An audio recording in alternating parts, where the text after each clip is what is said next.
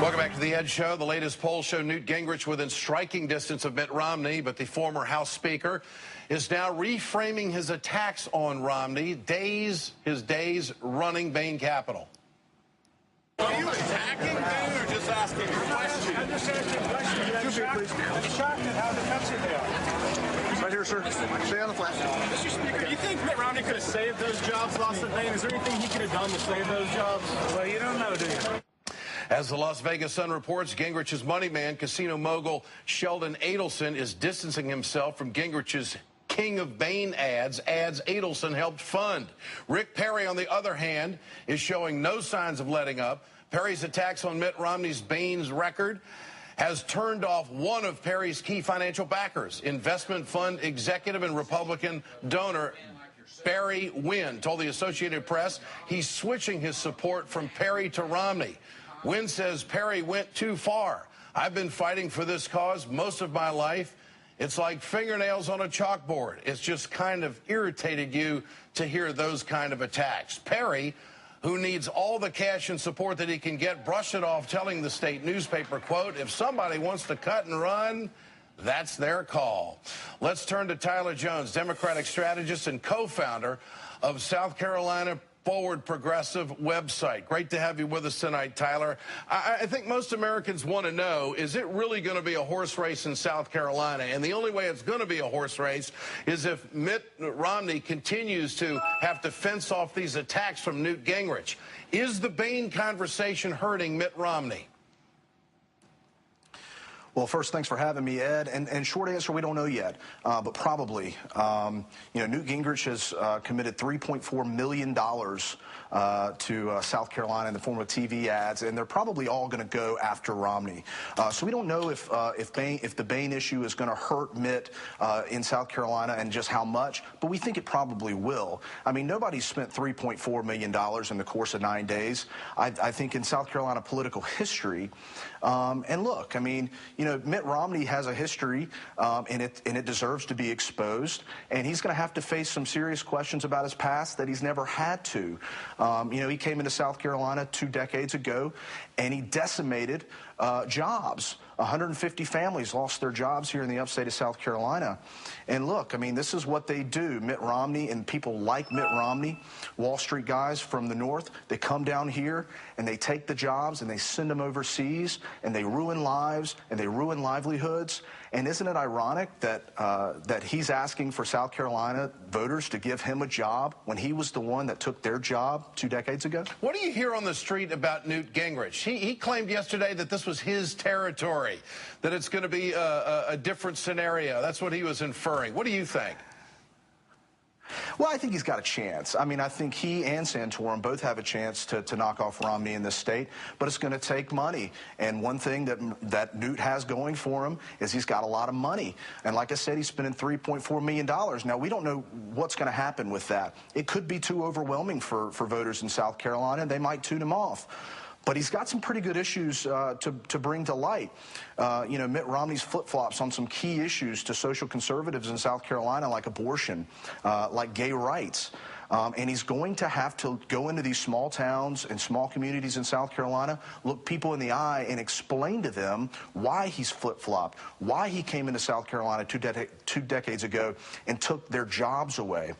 And, $3.4 million can do a lot of things. Yeah, you think that Gaffney, South Carolina story is going to haunt him even two decades later? Oh, absolutely. Okay. I mean, it wasn't that long ago, Ed, and 20 years ago, the upstate was full of textile mills. It was full of manufacturing plants. And Mitt Romney and people like Mitt Romney came in here and they decimated the place. All right, Tyler Jones, good to have you with us tonight. Thanks so much. Now let's turn to Democratic strategist Krystal Ball. E.J. Dionne with us tonight, senior fellow at the Brookings Institution and Washington Post columnist, and also Ari Melber, correspondent for The Nation magazine. Great to have all of you with us tonight. Well, Perry and Gingrich, you bet. Perry and Gingrich have been getting heat for their attacks on Romney, the record at Bain. EJ, what do you make of it? Is this Newt Gingrich's best and only shot to get back into this race? Well, I don't know. I think maybe he'll get an ambassadorship from the Obama administration when this is all over. He's doing him a favor, isn't he? He sure is. I think that, what's fascinating about these attacks is they work on two levels. I think they're important on two levels. One is Mitt Romney says his main calling card is, I'm a business guy. I understand business. I created jobs. And he can point to those companies he helped start, like Staples and Sports Authority. Therefore, make me president. But what the Gingrich and Perry are both saying is, wait a minute, let's look at the whole record here of what Romney did. It wasn't all job creation. What do private equity firms do?